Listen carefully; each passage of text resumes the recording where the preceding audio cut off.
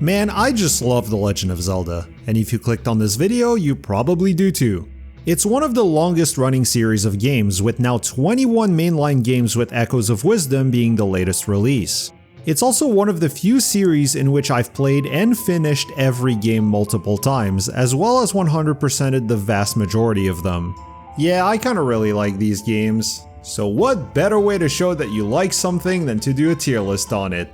Everyone loves tier lists, right? I took the time to replay every game a couple of years back, mainly to have footage for this channel, but also because I had the desire to update this ranking, as I had a feeling it was going to be outdated. Most of these thoughts were written down very shortly after I played each game, so don't be mistaken, the opinions you're about to hear were fresh off of finishing each one. A few things before we start. First, I mentioned 21 games, which means I won't be ranking any spin-offs here. I played the original Hyrule Warriors a good amount, and I played maybe 10 minutes of Tingle's Rosy Rupee Land before coming to the conclusion that it wasn't for me, and I haven't played any of the others, so they won't be appearing in this video. I also won't be ranking any remake, HD, or 3D versions of these games. Just like with the spin-offs, I played only the Deku Tree section of Ocarina of Time 3D, and I haven't played any of the other remakes and remasters. The originals are the versions I have, so they're the ones I'm ranking. Still to be determined, of course, but if I had to guess though, most of them would probably end up right next to where the originals are on here, so it wouldn't matter too much. Second, to make things a bit more interesting, I also made predictions on where I thought each game would rank before replaying all of them, which is basically my old list, and I'll be showing these predictions with each game as we go along. That way you'll also be able to see for yourself how surprised or disappointed I was by each one. The one exception to that is Echoes of Wisdom, as the game wasn't out when I started my channel. The prediction is the spot I thought it would end up in based on the trailers before playing it for the first time. Finally, as I said earlier, I've played these games an unhealthy number of times, so naturally over said time, some things aged better for me than others. Parts of a game I used to like, I might not like as much anymore, and some obvious flaws a game has might not bother me as much now that I know what I'm doing. A first playthrough ranking of these games would look very different. And yes, I use the term I like. This list is 100% subjective. I think it's pretty much impossible to be fully objective when it comes to stuff like this, so I won't even attempt it. What I'm trying to say with this is expect any game at any placement. It sucks that you still have to say it every time, but yeah, this is just my opinion, and this list will for sure be different than yours. It's just bound to happen when ranking a series with that many good games in it. I will not insult anybody here for their Zelda tastes, so if you disagree, instead of making an ass out of yourself in the comments, you can always just explain what you like and don't like about these games respectfully, or even better, post your own ranking. I'm always interested to know and talk about what Zelda games people like and why, and I'm not just saying that, I truly mean it. Alright, that's long enough for an intro, but before we begin, I'd appreciate if you did the things the algorithm likes, and I'd like to thank all of you for the recent support. This tier list video is made to celebrate reaching 100 subs, so thank you guys a lot for that, as well as the quite overwhelming additional support since then. I truly appreciate it. With that out of the way, let's get started. This is going to be separated in tiers ranging from D to SS, and each tier is going to be ordered, starting with... There's only one game I could justify putting last, and it's not even because of the game itself, it's because of the sorry circumstances it finds itself in.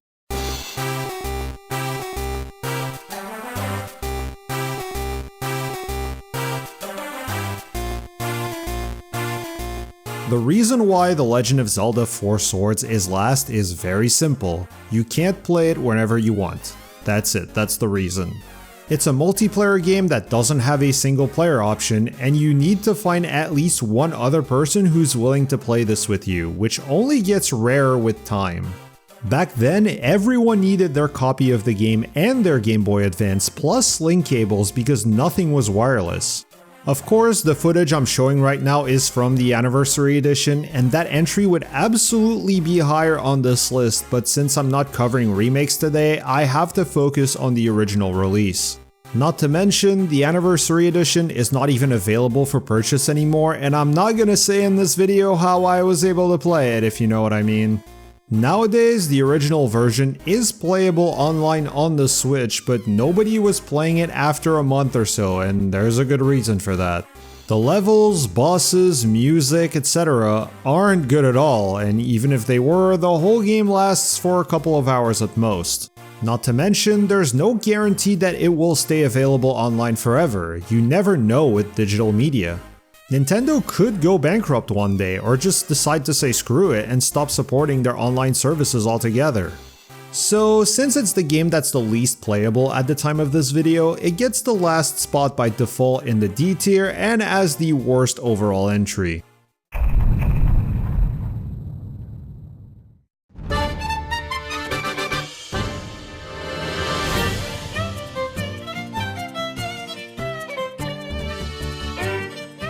The first time I ever played The Legend of Zelda Triforce Heroes back in 2015, I matched online with 2 random people and everything went smooth like butter. We cleared the whole forest section, cooperation was great, we weren't lagging too hard, I had a blast. And it never ever happened again. After that, I ran into every possible online gaming problem you can think of. I got loads of lag spikes, trolls, clueless teammates, fighting teammates even, name it, I've seen it. It was so depressing to have my liking for this game just drop lower and lower with each attempt at playing it, wishing I could relive that first experience just one more time. And now, as of 2025, Nintendo shut down their servers, making it impossible to play online.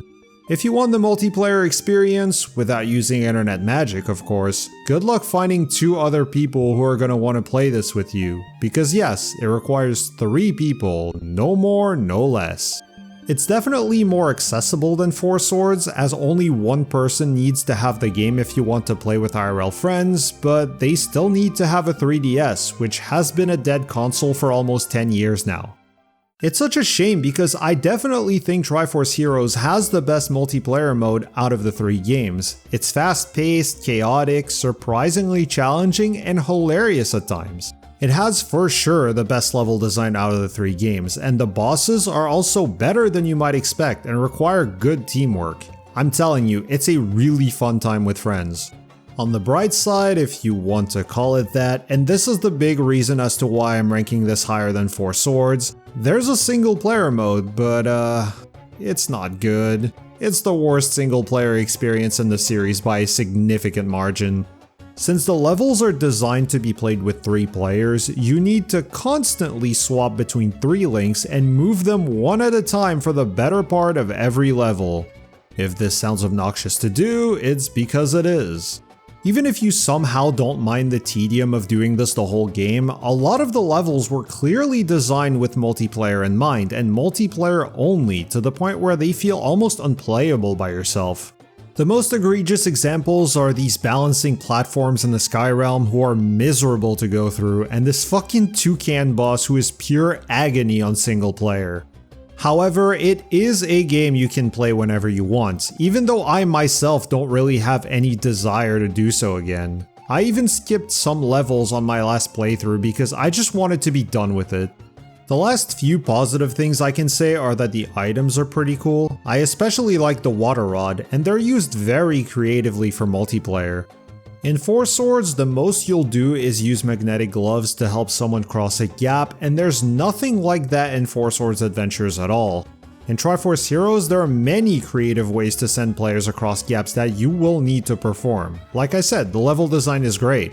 The different outfits are also pretty funny and fit well with the silly tone of the game, and it low-key has a banger soundtrack.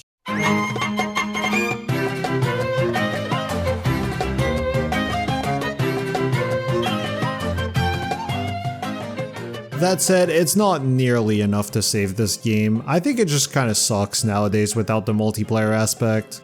I really had to ask myself, and I'm not kidding, could I justify ranking a game I can't play whenever I want over one that I can play but don't ever want to? I finally decided that no, it wouldn't be fair. So, in D tier it goes, at the second to last spot with almost no chance of ever getting out of it in the future.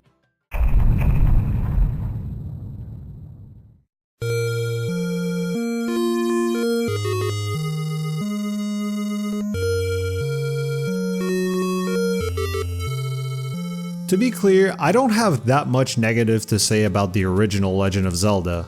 It's a game I have so much respect for, definitely the game for which my respect contradicts the most with how I rank it.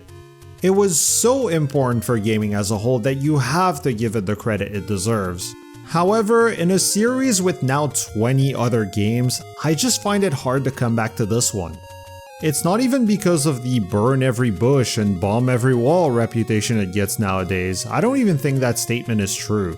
Ignoring the fact that the manual, which you can easily find a PDF of online, tells you everything you need to know, the dungeon entrances aren't as hard to find as people claim they are, and the game teaches you to bomb walls in dungeons when it becomes necessary. Also, did people forget that you can look at your dungeon map to figure out which walls you should try to bomb? No, the biggest issue I have with Zelda 1 is its controls. Moving diagonally in 2D Zelda is so natural to me at this point that going back to only being able to move in 4 directions just feels wrong. Link also only attacks what's directly in front of him instead of the now normal horizontal swipe, making combat much harder than it needs to be. Yes, I know it's part of the game's design, and I'll admit it's also definitely a skill issue on my end, but it's hard for me to justify trying to get better at this game when I can play other ones that I just prefer, and also don't make you grind for bombs all the time. Oh, and Death Mountain can kiss my ass. I despise that dungeon. So, it goes into C tier unfortunately as our first entry there. I really wish I could enjoy this game more than I do. Maybe I will someday, who knows. It has a higher chance of going up with time than the previous 2 games, that's for sure. For those of you who have been here for a while now, this one shouldn't be too surprising.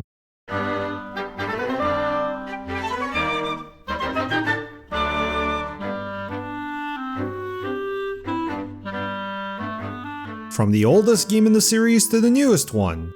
Yeah, if you've seen my review of it, you know what my general feelings on The Legend of Zelda Echoes of Wisdom are. The best way I can explain how I feel about this game without repeating myself is, if someone at Nintendo told me that it was made with the help of AI, I think I'd believe them.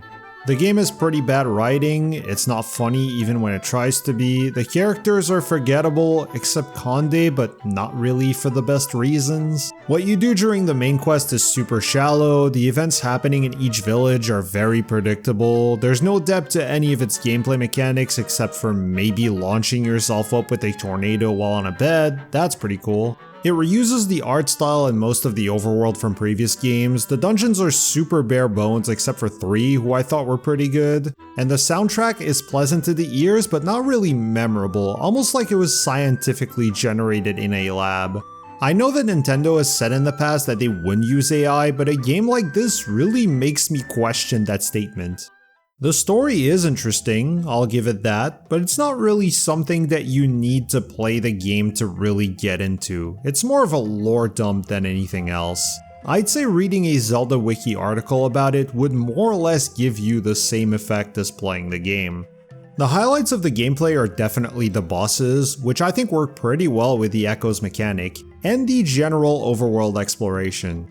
However, as I mentioned, the game unfortunately recycles an old map, but it's a map in which the exploration was really good, so it's good here as well by proxy.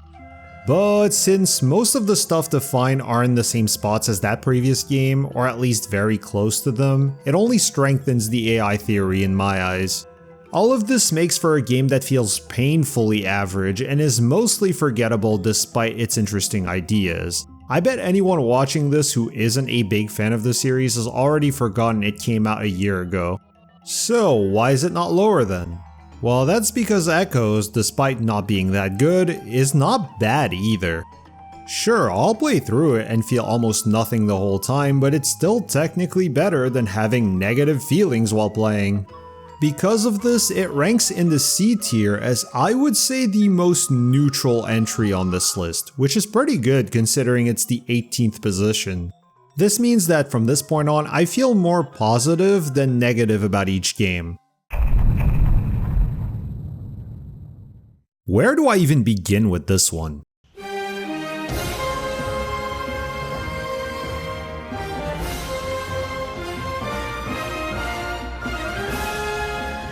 I'll probably do it at some point, but the thought of maybe doing another playthrough of The Legend of Zelda Tears of the Kingdom in the state it's in right now is something I'd rather not think about. The main reasons for that are the infinite grinding and how repetitive and honestly boring the core gameplay loop is. There might be 152 shrines, but most of them fall into one of like 4 or 5 categories. Collecting Korok seeds has barely any value when you can fuse your extra weapons together, and the vehicle system is both completely useless and completely broken at the same time. It's just not worth spending so much time building some contraption that will or will not work for fighting enemies when combat is already made easier by 1,000 other ways. It's also barely worth it for transportation when vehicles don't feel good to use at all. They're really slow and control like booty butt cheeks. More often than not, it's simpler to just run where you need to go. You can also warp to the sky whenever and start gliding in the direction you want, either with your paraglider or by dropping a wing, which is the most efficient way to travel longer distances but also the most boring. They're basically only good to reach some of the sky islands or to transport shrine crystals, but there's another missed opportunity related to that. You're never asked to be creative in any way with this system, as the game will give you everything you would possibly need every single time you'd have to carry anything important. The only exception I can think of right now is the shrine crystal in Terry Town. That's it. On the other hand, some dungeons, like the Fire Temple in particular, can be completely destroyed by vehicles. The dungeons were already not that great to begin with, and now you can just avoid entire central mechanics and fly to your objectives without any resistance. But hey, at least it made for funny YouTube shorts, which was, I kid you not, one of the primary reasons given to us for the system being this janky. Memes as a form of cope for bad gameplay. My lord, how gaming has fallen. The previously mentioned Sky Islands, as well as the depths, just feel like adding stuff for the sake of adding stuff. In fact, the depths' only purpose is farming Zonite and obtaining auto build. What else are you gonna do in there? Fight more of the same reskinned enemies? Find the amiibo outfits from Breath of the Wild? Now for the story. While it has its great moments that I will acknowledge, like the whole Master Sword segment, it also requires some characters to be really stupid for it to happen the way it did, and the memory system just does not work for this type of story. I don't think it destroys the lore as much as people claim it does, or at least not more than some of the older Zelda games at the time of their release, like the Four Sword games or the Capcom games for example. I've been a fan of this series long enough to tell you that it could have been worse. Overall, the best way I can sum up my thoughts on Tears of the Kingdom is like this. There are games that I played that I would say are better than the sum of their parts. Good examples would be Beyond Good and Evil or Eco. Individually, none of their ideas are exceptional or groundbreaking, but they all complement one another and combine into a wonderful and timeless experience. Tears of the Kingdom is the opposite. It's a game that's worse than the sum of its parts. Most of its ideas contradict one another, and it results in this sandboxy mess that doesn't have any vision as to what it's supposed to be, with Nintendo shouting in the background, "Make your own damn fun yourself!" However, I will put an asterisk on this ranking because Tears of the Kingdom has solutions to some of its problems. If you're willing to cheat, there's probably a glitch you can do to fix some of the issues you might have with the gameplay. You can get an unbreakable Master Sword, you can infinitely dupe collectibles, and many more. They almost feel like mods you can install without having to mod your console. This game truly is a glitcher's paradise. I thought about it for a little bit, and when factoring glitches, I'd put Tears of the Kingdom around the number 13 spot on this list. They don't solve all of its problems, but they do help make the experience more enjoyable, to me at least. However, I'm not gonna factor them in this placement, and for that reason, Tears of the Kingdom gets the number 17 spot as the second C tier entry. This is gonna be a good one.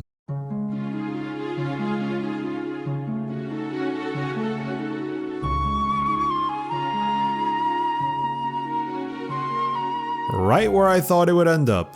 Yeah, I think this game just isn't for me. I know The Legend of Zelda Skyward Sword is currently in its upswing of the Zelda cycle, but hear me out. The biggest issue I have with the game is not the motion controls. I think they're fine, honestly. Not perfect, but they work decently enough. I don't think the sky is that boring either. It could be better, of course, but it's not as bad as some people would have you believe. Skyloft is also a great area that I'm always happy to get back to in between main quest segments. It has so much fun stuff to do, and the side quests there, as well as the Lumpy Pumpkin, are some of the best in the series. No, my biggest problem with Skyward Sword is, too many cutscenes, not enough gameplay. This is basically a modern movie game before they became a common thing. The beginning is just dialogue after dialogue with the occasional movement to reach the next dialogue. The rest of the gameplay during the main quest consists of boring fetch quest after boring fetch quest with the occasional fun dungeon here and there. Those dungeons, however, are really good, definitely one of the best dungeon lineups in the series. Some people love this game's story, but if you replay this game over and over like I have, it gets easier to nitpick each time. It even has what I consider to be the biggest plot hole in the whole series. I'll go into it more once I make a proper video on this game, but generally I don't think Nintendo are the best at creating narratives for their franchises, and Zelda is no exception to that. Most of them are good enough for what's needed, don't get me wrong, but Zelda is not the holy grail of storytelling. It just isn't. But, like I alluded to earlier, story isn't something I care all that much about in games in general, which shouldn't really come off as a surprise when looking at the type of videos I make. I'm happy when it's good, obviously, but if it's bad, it's not something that will severely drag down the experience for me if the gameplay is good enough to compensate. What really didn't help were the constant interruptions in said gameplay by everything and everyone, especially Fi, just to tell you the most obvious shit you've probably figured out already. That's even worse than the amount of cutscenes to me, because at least cutscenes can be entertaining, not to mention important the majority of the time. These interruptions feel like someone's dangling gameplay in front of you just to go, not yet, we've got more to tell you after pressing one or two buttons. It's basically blue balling. Please just let me play the game. Please, I beg of you, let me play. The surface overworld being just a collection of hallways I also wasn't a big fan of, and the terrible moments of padding in between each dungeon got really bad at times. The tad tones in particular can rot in hell for all I care. I appreciate the new things Skyward Sword introduced to the series, like a way to upgrade your equipment and the stamina bar, even if I don't think they were implemented super well here. I will say this is the one HD version I would be willing to give a fair shot at, as it seems to at least fix some of the problems I mentioned, but it can't fix the boring fetch quests, how padded out with BS the game is, and how inexistent the surface exploration is. For these reasons, Skyward Sword rounds out the C tier in the 16th position. And even though I'd say I like it slightly more than not for its dungeon quality and its side content, and some of the in-between dungeons is fun sometimes, I can hardly see it moving up over time.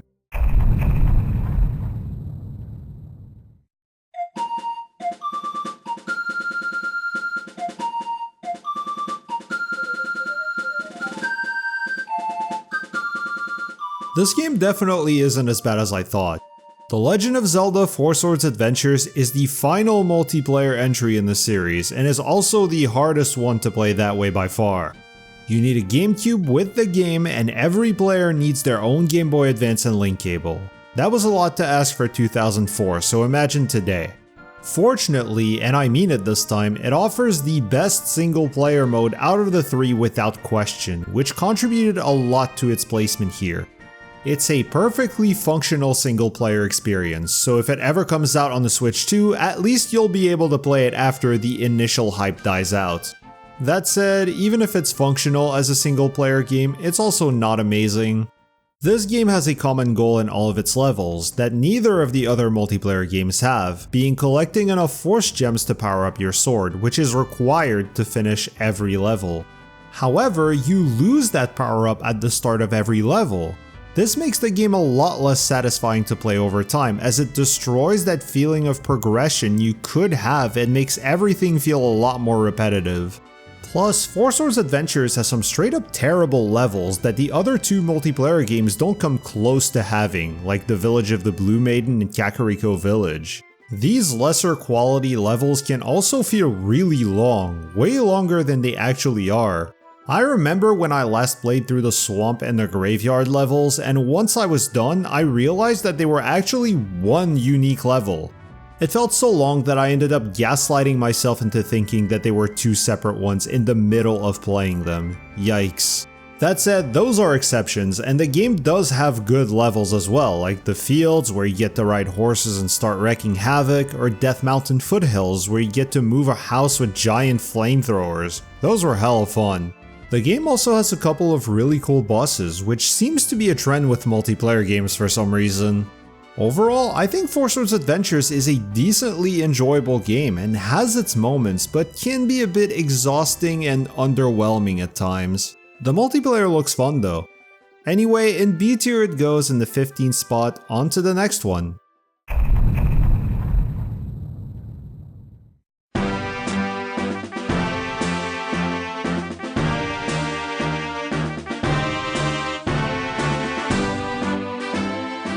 The Legend of Zelda Phantom Hourglass definitely has its fair share of problems. The overworld sucks, especially after Jolene shows up and you keep running into her. The story is straight up bad, the OST is one of the weakest in the series, and the dungeon design is definitely lacking, especially the first four. Most of the puzzles consist of reading a sign and then doing what's written on it, which I don't think is very engaging. However, the last three dungeons are good. Really good even. The writing and dialogue are excellent despite the weak story, Linebeck is a contender for the best character in the series, and some of the bosses are pretty fun. Again, especially the ones in the second half. The controls work well enough for using items and are good enough for controlling Link. You can definitely get used to them pretty quickly. Despite what I said earlier, I'll admit that there are a couple of clever puzzles in there, notably the one where you have to close your DS. I guess I should now address the elephant in the room, the Temple of the Ocean King. Yes, it's not great, but it's not the worst thing ever. It definitely gets overhated, as the idea on paper was interesting. If you take notes on your map as you go along like you're intended to do, you can make each return a lot easier. It's not really an excuse to make you visit it 5 to 6 times, but it does have shortcuts that become available with each new item you get to make taking notes decently rewarding. You also get a real warp point for the second half, making the last visits much more tolerable, and you can even save yourself a trip if you're good enough, which is something I always appreciate. As a whole, Phantom Hourglass is a pretty good yet very flawed game, but the second half definitely makes up for the first one, which is why it ends up here in B tier and at the number 14 spot. I'm not gonna lie, this one hurt a little.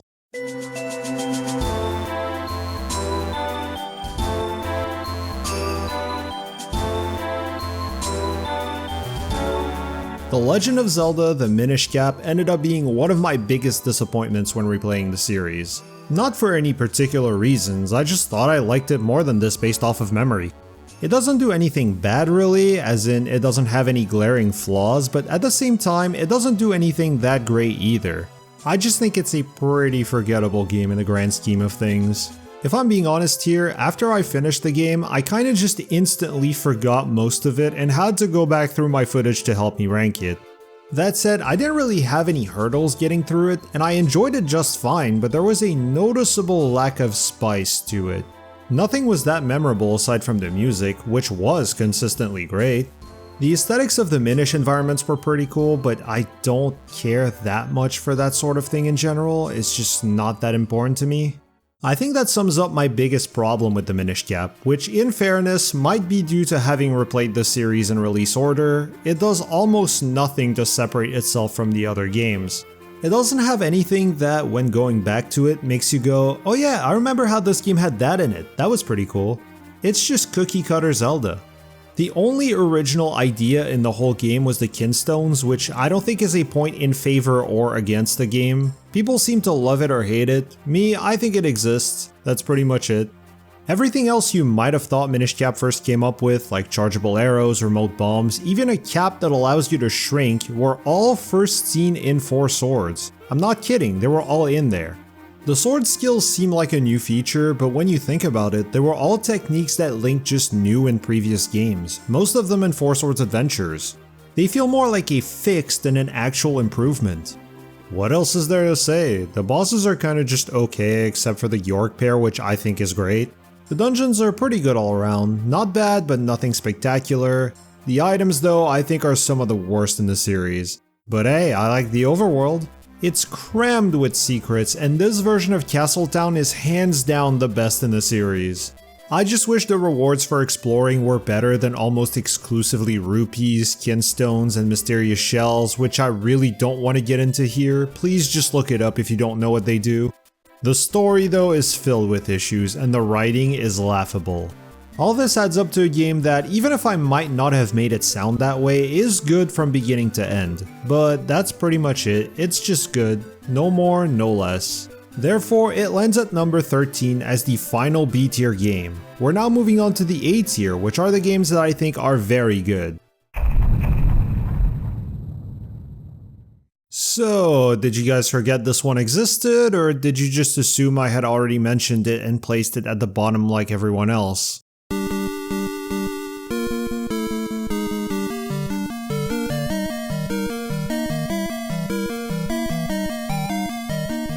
No, I'm not trolling. I'm not saying this to be different. I honest to God prefer playing Zelda 2 The Adventure of Link over that many Zelda games, including Tears of the Kingdom and Skyward Sword.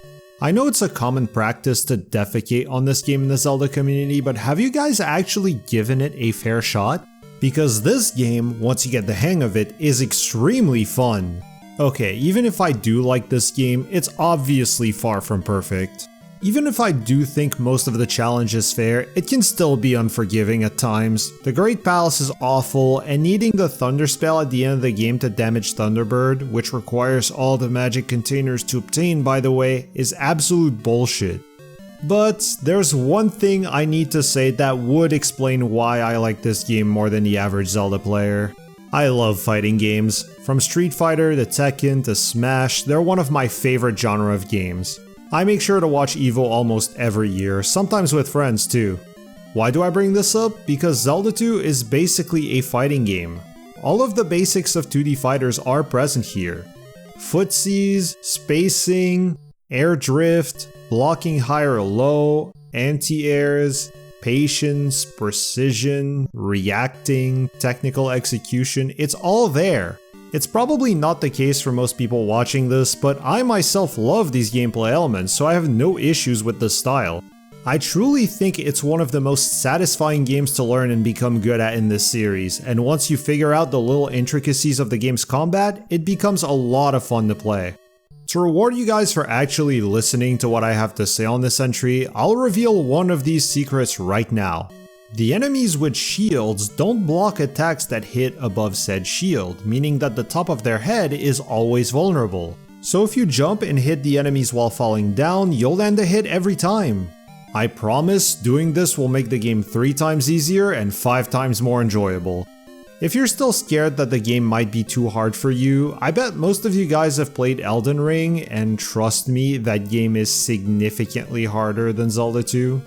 If you want to compare it to a 2D game, Hollow Knight I think is without question a more difficult game, so if you've beaten that, not to mention Silksong, you should be able to handle Zelda 2, especially if you use the tip I just gave you. Anyway, this game is truly underrated by the fanbase, and I'm giving it the lowest placement in the A tier at the 12th overall spot. The reason why it's not higher is almost solely due to the Great Palace, which I think is nothing less than the single worst dungeon in the series. But yeah, I think more people should give the game a real chance. Remember how I said that Zelda 1 was the lowest placed game that I respect the most? Well, this entry is kind of the opposite, and my latest replay did not help its case.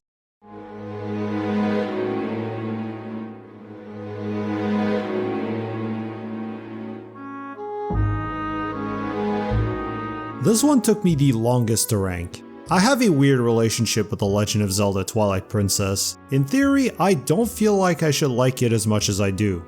Its story has several issues. I'd say Midna carries it really hard. The rest of the side characters besides Colin, Telma, and maybe Ilya don't really matter. The combat is pretty repetitive despite all of the hidden skills. The items are really cool and creative in their elements but lack utility outside of it. The wolf gameplay with the tier collecting is quite boring and makes it really hard to replay this game. The bosses may look cool but most of the fights end up being very dull. Some of them, like Fires, to this day I don't even know what their attacks are. I'm not kidding, I really don't. The towns, all three of them, have almost nothing of interest, and just like with the Minish Cap, the game as a whole doesn't really have its own identity or unique feature that separates it from the other games, outside of its graphics and art style, which again are things I don't really care about. I haven't given a single opinion relating to visual style at all in this countdown so far because I barely care about that. Call me artistically illiterate or something, but I'm just not picky when it comes to that stuff. I can get behind anything.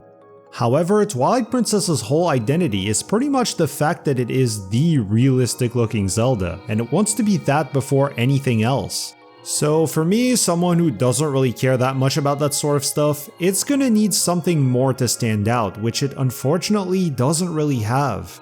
It even abandoned some of the most established mechanics from previous 3D games, like the magic system or the musical instrument.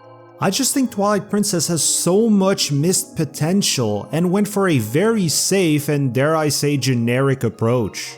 At least you can go underwater in this game. It also has that Phantom Hourglass symptom where the second half is overall much better than the first. If you exclude the finale, that is. Yeah, that's another thing. Twilight Princess has severe pacing issues where the first act feels like a slog with all the tier collecting segments. The second one, where you just hop from dungeon to dungeon, goes by super fast. And the finale is back to being a huge drag that's over 2 dungeons long, and the 2 worst ones in the game at that. That being said, I can't lie to myself, or to you guys. I still really like playing this game. I really do. When I think of anything I would want out of a Zelda game, it knocks it out of the park. Badass dungeons, awesome and creative abilities that shine so brightly in their element, and a great overworld that is a joy to explore. The secret caves in particular are generally really fun to go through. It also has a great soundtrack. Everybody knows about Midna's Lament, but songs like Hyrule Field, Lake Hylia, and Faron Woods are also fantastic. For those reasons, I still find it a really good time. I guess you could call this a guilty pleasure of mine, I don't know. Oh, and yeah, petting the animals needs to come back.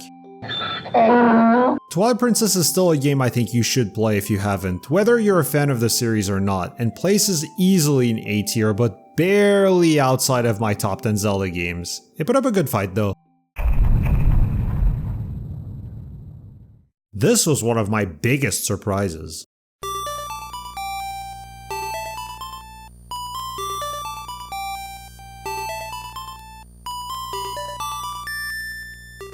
I really want to like this game more, as after this latest playthrough, I think that The Legend of Zelda Link's Awakening, whether the original or the DX version, is not only one of the best Zelda games, I think it's low-key one of the greatest games ever made. The experience it gives is unlike any other game I've ever played. It truly is a piece of art. The story is one of the best in the series. The dialogue, the characters, the writing, everything is so captivating and memorable from beginning to end. So why is it not at the top of the list? Well, that's because the gameplay is, less than stellar. For one, the dungeon lineup is not great. Outside of the Eagle's Tower, which is pretty solid, most of them range from pretty good to mediocre, with Turtle Rock, the last one, being a serious contender for worst in the whole series in my eyes. I'm not kidding, I can't stand that dungeon. The bosses are also a complete joke. Just like with Fires and Twilight Princess, to this day I still don't know what the attacks of the anglerfish are. I guess I never bought that DLC. This game is also very text heavy, to the point where it feels like every object you touch is Navi. Don't do the one mistake of even brushing a pixel of a rock, as you'll be given the whole Zelda Wiki article on the power bracelets. What's crazy is you could skip those troll messages in the original, but it's somehow impossible in the DX version. Why? Why would they change something like that? It's such a random thing to modify. The music is also hit or miss. Don't get me wrong, I like the classics like Tall Tall Heights, Sword Search, and Battle of the Windfish just as much as the next guy, but some tracks are just straight up bad. And yeah, I get that it's a Game Boy game, but even then, most of the dungeon themes are not good, especially the Key Cavern, and the jingle you hear when you collect one of the random power-ups gets annoying really fast. It got to the point where I purposefully took damage just to stop hearing it. The layout of the island is also really confusing. And yeah, I know it's on purpose and is part of the game's artistic vision, and while I do respect it on that front, it's still an annoying overworld to get around in. So yeah, what it comes down to is I absolutely adore this game when I'm not playing it, but when I am, I'm not its biggest fan.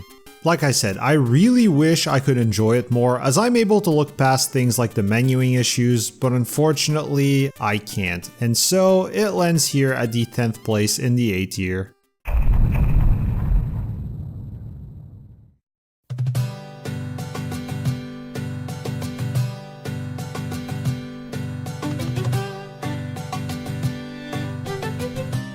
The Legend of Zelda: A Link Between Worlds is really solid.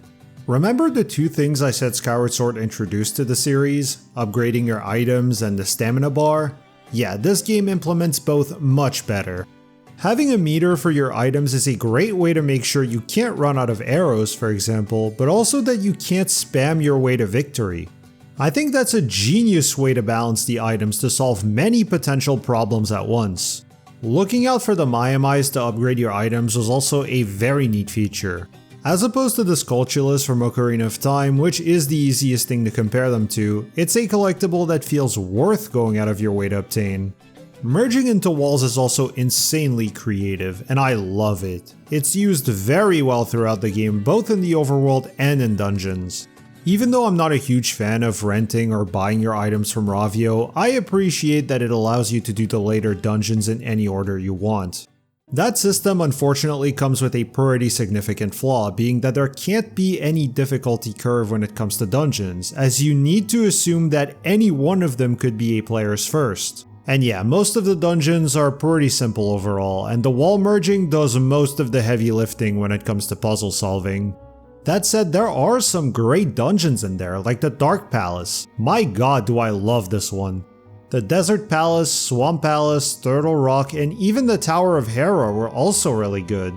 They definitely did a great job with the limitations they imposed on themselves.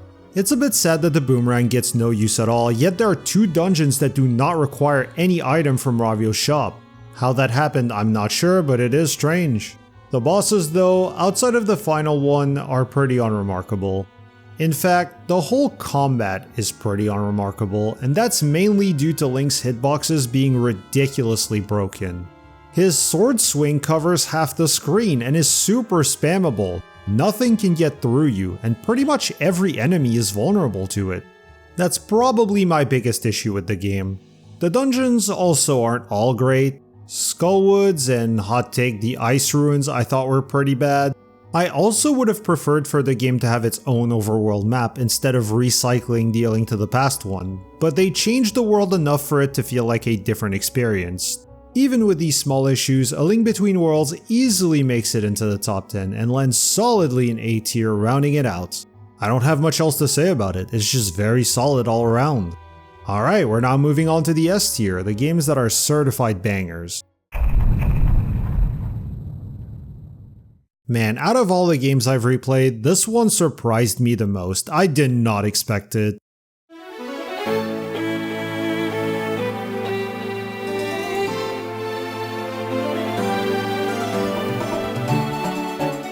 Yeah, choo choo, motherfucker! This game is awesome. I don't care. The Legend of Zelda Spirit Tracks is one of the most slept on games in the series. The number one thing that comes to my mind when thinking about this game, and for sure my favorite thing about it, is the characters. Link, Spirit Zelda, Burn, and Anjin are a great cast, and the interactions between all four of them are fantastic all throughout the game. Burn in particular has my favorite character arc in the series, and there is some serious competition for that spot, so it's no small feat. The dialogue is especially well written, and it has absolutely hilarious and really wholesome moments. The finale is also one of the best in the series. It does have a stupid duet with Zelda that kinda ruins the moment, but everything else from when you enter the Dark Realm to the end of the credits is just great. Besides that, everything that was not very good in Phantom Hourglass was drastically improved here. The dungeons are better, so are the bosses, the story is way better despite the train theme being a bit goofy at times. The music is incredible, and the worst part of Phantom Hourglass, the Temple of the Ocean King, was replaced with the best part of Spirit Tracks, the phenomenal co-op style Tower of Spirits, which has some of the best puzzles in the series. Even with all of that, the game has some major flaws that are impossible to look past. The first one is that navigating the overworld in the train is definitely boring at times. The side quests are usually based on transporting people or some cargo to different locations, which is also the way to unlock new railroads as well as fast travel, but that fast travel is not very efficient. The warp gates are placed in pretty recluse places, not very close to towns or villages, and far from one another, meaning you're not saving that much time by using them. But that's not the biggest problem. The biggest problem is the overuse of blowing into the mic. It's used for both the flute and the leaf item, and is used so much to the point where it can legitimately make you dizzy. These musical sections are for sure the worst offenders. If you're playing on a 3DS particularly, the microphone on that console is way worse than on the original DS, so you're gonna have to blow even harder than you normally have to, hence why it can make you dizzy. This is the one game for which your enjoyment can depend a lot on which device you're playing it on. Even if they're not negligible, I'm able to look past these flaws for all the positives the game has. It truly deserves its spot at number 8 in the S tier, and it is to me the clear best of the 2DS entries. Man, I slept on this game for far too long.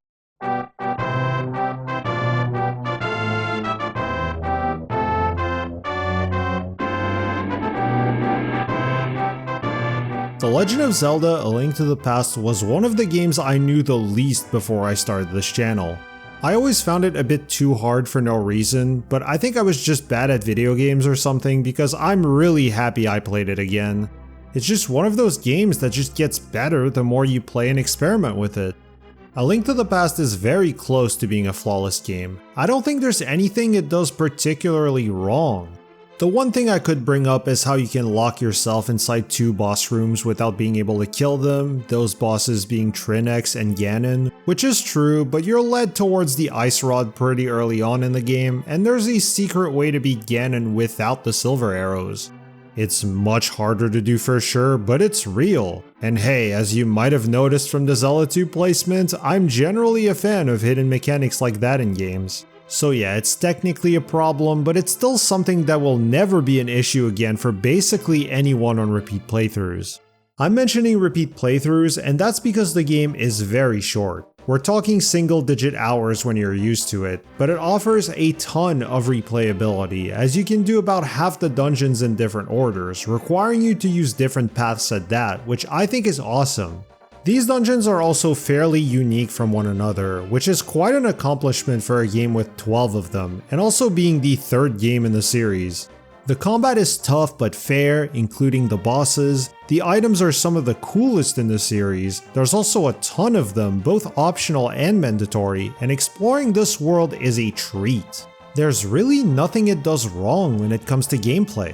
The story is pretty simple, but not bad, which is totally fine by me. I'd rather have a simple story that makes sense and is told well than a nonsensical clusterfuck that falls under the lightest of scrutiny.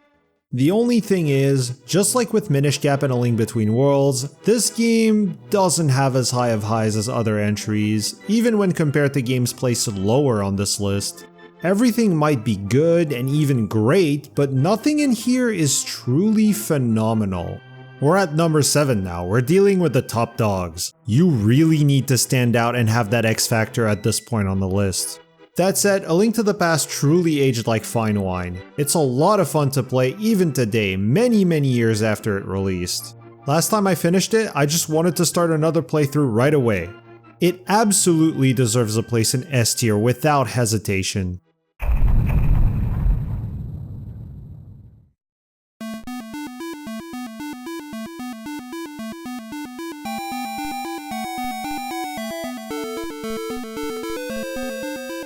The Legend of Zelda Oracle of Seasons is just amazing. Just like A Link to the Past, it does everything great. Almost. The items in particular are incredible, without question the best item lineup in the series. You have the level 2 cape that lets you fly for a little bit, the triple slingshot, the magical boomerang that you can control its path, and best of all, the magnetic gloves. If you can tolerate the sound they make. The dungeons are also excellent and make great use of all these items. The first 4 aren't too impressive, but the back half is packed with 3D quality dungeons in a 2D game. They are that good, especially the Explorer's Crypt and the Sword and Shield Maze. The world has tons and tons of secrets, and Subrosia is a really cool smaller underworld. And come on, who doesn't like these guys? The only real downside this game has is its story. The reason is there's basically no story. Onyx kidnaps Din, causing the seasons to get all messed up, and that's it really, go rescue her. A personal nitpick I have with this game is, I wish the seasons mechanic had a little bit more to it. Some seasons definitely got more love than others, and it would have been really nice to at some point have the ability to change seasons whenever you want, but it's not a big deal. Also, the game is a little too linear for its own good. Some NPCs don't allow you to access certain areas for no real reason other than the game must be linear, which can lead to not really knowing where to go or what to do next at times, and the game doesn't do the best job at guiding you. That said, these are things I can easily look past, and not being super well guided isn't as much of an issue on a second playthrough. I'd even say the game gets better on a second playthrough, especially with the ability to have a linked file with the other Oracle game. Oracle of Seasons lands solidly in S tier and absolutely deserves that spot. I really hesitated which one I preferred between the last 2 entries, but I ended up leaning towards Seasons just for its creativity and higher highs. It has a couple more flaws, but its positives stand out more. It's the classic debate of peak versus consistency, and I just tend to value peak more. With that said, we're moving on to the SS tier, games I would say are all serious contenders for my favorite one in the series.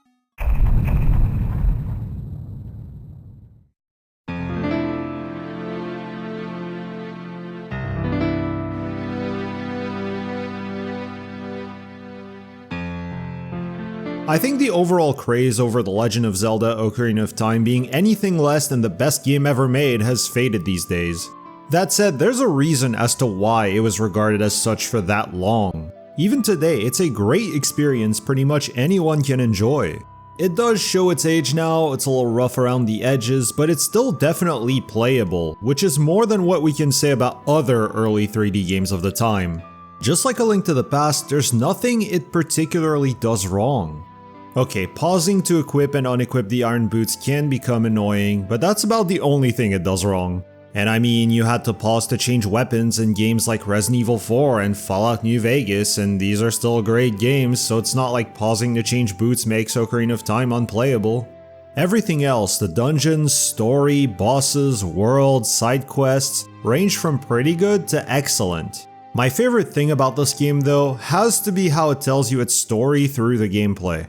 I've actually made a whole video on that subject, so check it out after this one if you're interested. So why isn't it higher then? It just comes down to details like Navi and Gabora being a bit irritating, and how it's a bit out of place I think to have to go back to Saria once you've met Zelda to learn a new song. All of these ever so slightly hurt replayability. The game also feels a bit unfinished at times. Examples of this range from how Ruto asks you to follow her but just disappears in the water temple, how Kakariko goes in flames after you get the first 3 medallions but only if you enter it from Hyrule Field for some reason, how you're just given the light medallion as soon as you become an adult instead of it being at the end of a dungeon, how there's no reason for Bongo Bongo to go to the Shadow Temple after escaping from the well but he still does anyway, etc. Those to me are clear signs of Ocarina of Time not really being a finished game at launch and break immersion a little bit. Nonetheless, these things are pretty minor in the grand scheme of things. Like, come on, it's OT, everyone knows this game and there's a reason for it. Ocarina of Time is also a game that you can just keep learning stuff about forever. You can do so much stuff here and there to spice up your gameplay, like doing dungeons out of order and getting some items before others, etc. There's even a pretty unique and efficient but harder way to fight that you can learn about instead of doing the classic target and wait for an opening. Yeah, it's not intended, but who cares, it's fun. Anyway, it goes at number 5, is easily top tier, and is one of the greatest games ever made.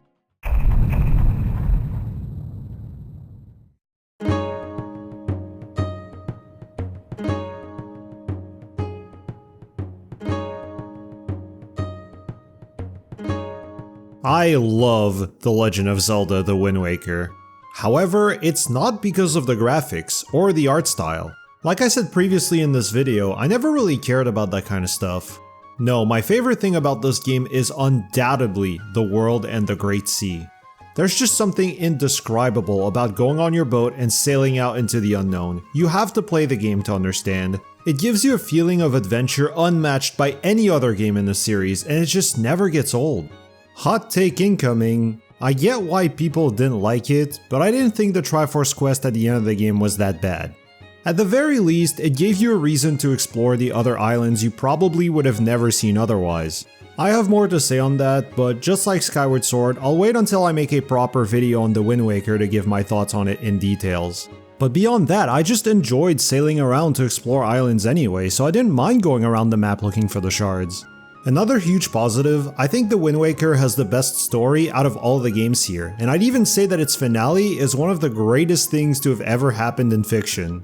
The items are great, probably my second favorite set after Seasons, and it contributes a lot to the combat feeling amazing. I swear fighting a horde of enemies sometimes reminds me of hack and slash games like Ninja Gaiden, and I'm a big fan of those. I thoroughly enjoyed the Savage Labyrinth as well as every combat focused cave I could find. The soundtrack is also incredible, for sure my favorite in the series. That being said, the dungeons and bosses I wouldn't say are bad, but they're not great, and it has some hiccups like needing the stupid ghost ship chart, and some islands here and there are completely empty. I know I said I liked exploring the map, but I'd still obviously prefer the islands I explore have something. It's also pretty clear that the game was rushed out to make a deadline, as it definitely feels like an incomplete game, even more so than Ocarina of Time.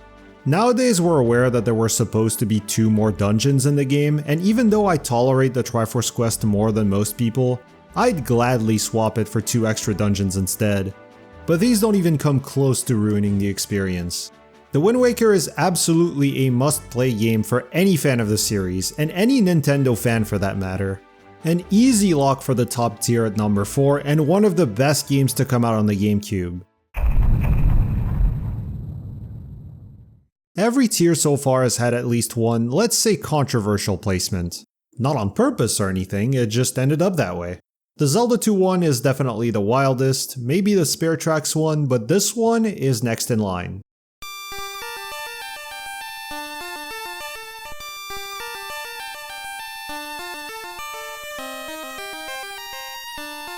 The Legend of Zelda: Oracle of Ages is absolutely epic.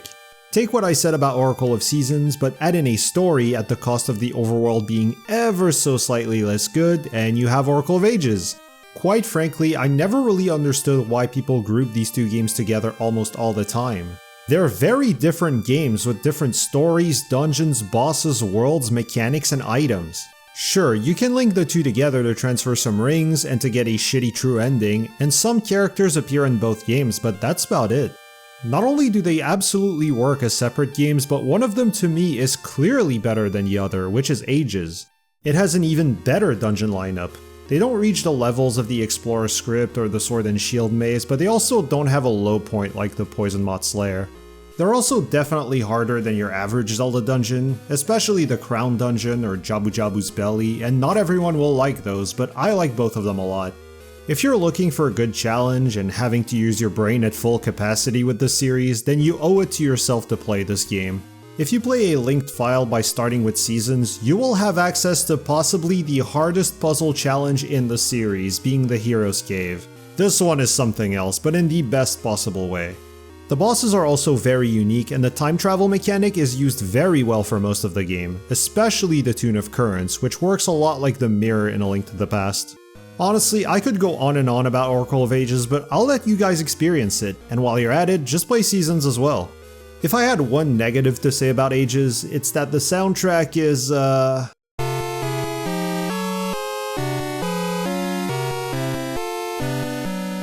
But as you can probably tell by the placement, not a deal breaker for me.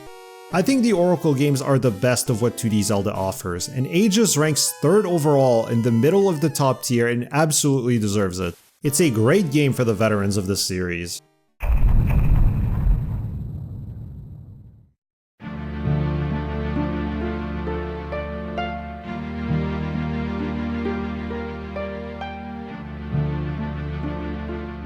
I could talk about The Legend of Zelda Majora's Mask for days, so I'm gonna keep it as brief as I can. The short version is it nails everything amazingly. The dungeons, okay, there are only 4 of them, but all 4 are really good. The world is filled with interesting people and secrets you've probably never seen to this day. The side quests, amazing, we all know that. Bosses, all great except for George the Fish over here, and there are even different ways to beat them. Story, not as good as the Wind Waker, but still one of the best. Items, just the transformation masks alone are a better concept than some whole games on this list. Music? Oh yeah, there are some bangers here. With all that being said, is it a perfect game? I would love to say yes, but the Great Bay part of the game where you need to get all the Zora eggs is pretty tedious, especially because you need to do side content for it to not be complete torture. And some things like the real reward for the Ocean Spider House being only available on day 1 is really dumb. Also, requiring a powder keg for Icona Castle is just stupid. One last point, since you have to use the transformation masks quite a lot, you're sometimes gonna feel like you don't have enough C buttons for everything. I would have also included the first cycle you do as Dekulink on here, but I recently discovered that I was just an idiot and that there are solutions in-game to make it go faster that I never realized for 20 years. So now I can't really complain anymore. That leads me perfectly to the best thing Majora's Mask does compared to the other games, and the biggest reason as to why it's in my top 2. Out of all of them, MM, I think, is the most replayable one. If you want to redo parts of the game, you don't even have to start a new save file. That first cycle you still find boring, or that well segment that was quite rough, yeah, you don't even have to go through it more than once if you don't feel like it. Since everything resets when you play the Song of Time, you can just redo a dungeon or refight a boss whenever you want, and the devs definitely anticipated that. Did you know there's a scarecrow in Snowhead Temple, a dungeon you're supposed to do before getting the hookshot? Why would they take the time to put it there if not to reward players for replaying through a dungeon? Plus, there's even a warp to go directly to a boss at the entrance of any dungeon you already finished, probably to make you test out the Fierce Deity mask and flex on all 4 bosses. The Groundhog Day time loop feature also contributes a lot to the game's replayability. Once you become familiar with the game, there's something so satisfying about trying to fit as much stuff as you think you can before having to play the Song of Time, and nailing what you had in mind feels awesome. All of these points, I think, make Majora's Mask stand out as one of the best Zelda games and also one of the greatest games ever made, sitting proudly in the top tier at the overall number 2. This is still to this day one of the most unique games you can play. If you've never played it, there's a good chance you won't like it right away, but give it time, don't try to rush through things, let yourself get immersed in the world, and you won't regret it. So what could top that?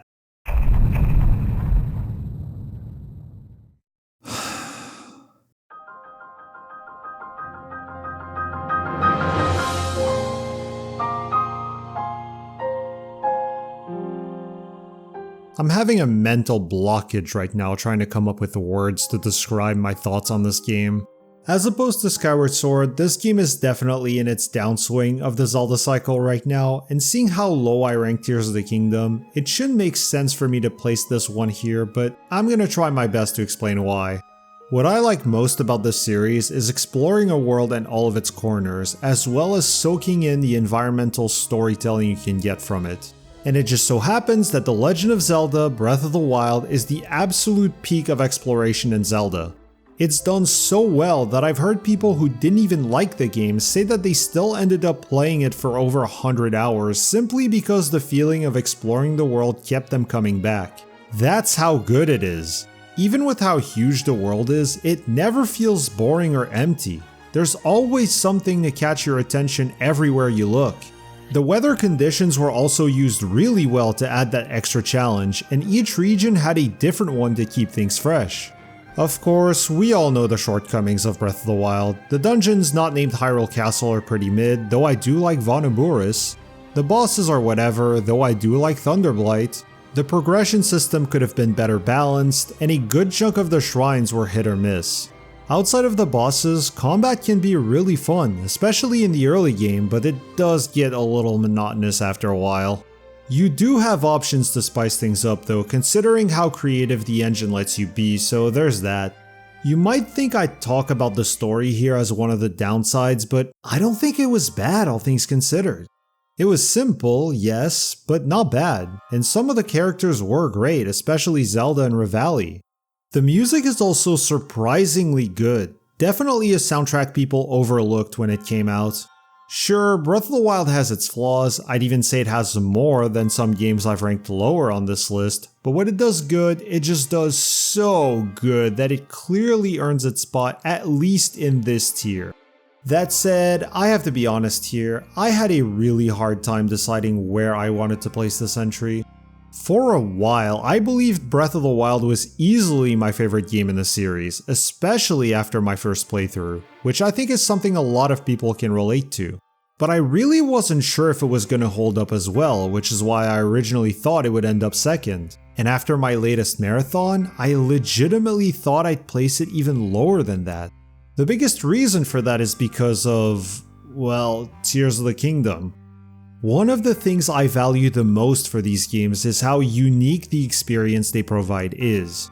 There are many games that recycle elements from previous entries in the series. The Game Boy games, the N64 games, the DS games. That said, all of them are still very different from one another. Ocarina of Time plays nothing like Majora's Mask at all, for example, and nobody who's played both games would ever try to make that claim. These two latest 3D games though are the most similar out of all of them without question, and in a way it makes me appreciate each less. So that's one thing, but also the wonder of this world had started to dissipate, like I wasn't as marveled by it anymore almost a decade later. Once I had beaten Calamity Ganon, I really wasn't sure how to feel about it anymore. It kind of felt like rewatching a show you obsessed over as a kid but as an adult and cringing a little bit at what you were watching. Like, yeah, it was good, but definitely not as good as you remembered, you know? But I have later down the line completed the 2 DLCs, and yeah, those changed everything. I had not done the DLC content when I originally got all my footage, and I went back to them almost a year later. I think I just wanted to be done getting footage and start making videos, and I didn't take the time to play through them. But I'm so glad I finally did because they're genuinely great. The Trials of the Sword making the Master Sword more durable made combat a lot more fun, requiring a lot less menuing due to weapons breaking, justifying doing all of those shrines for the health upgrades, and making you feel like an endgame character after going through all 3 trials. The Champion's Ballad is just amazing all around and makes the game feel a lot more complete. I could never replay Breath of the Wild without it now. The one-hit obliterator section at the beginning is hilarious, a bit bullshit at times but in a good way. The extra shrines don't really have any duds, the final trial might also be the best dungeon in the game not named Hyrule Castle, and Monk Ma's Koshia is the best boss in the game for sure. The Master Cycle 0 is also the perfect amount of cheese you would want from a DLC and I love it. I really have nothing negative to say about the Champion's Ballad, it's just great content to expand on a great game, besides the obvious fact that it's DLC. Without these, Majora's Mask would have taken the top spot, but with them, I'll give it to Breath of the Wild. I'll say it again, I feel like it makes almost no sense for me to like this game as much as I do, but I can't help it. I just love this game. There's something magical about Breath of the Wild that's so hard to describe. You have to play it to get it. Everything about this world feels like it was made with so much soul and passion, something that Nintendo used to have, and it just resonates with me. I was even roaming around, either exploring the little crevices I had not seen yet, or just galloping on my horse on the trails from one corner of the map to the other when I had already 100% of the game just looking around and soaking in the landscape. I had no reason to do it, but I just did because I wanted to. It was crafted perfectly for the story, the tone, and the atmosphere they wanted to go with. You can just tell Nintendo had a vision in mind for this game before making it. People bring up nostalgia a lot when talking about old games, especially for the Zelda series. I don't think I'm that affected by nostalgia in general, as I have games ranked really high on this list that I never played as a child, and I only really started to get into this series when I was a teenager. But I think the context of my first playthrough of Breath of the Wild will almost certainly never happen again.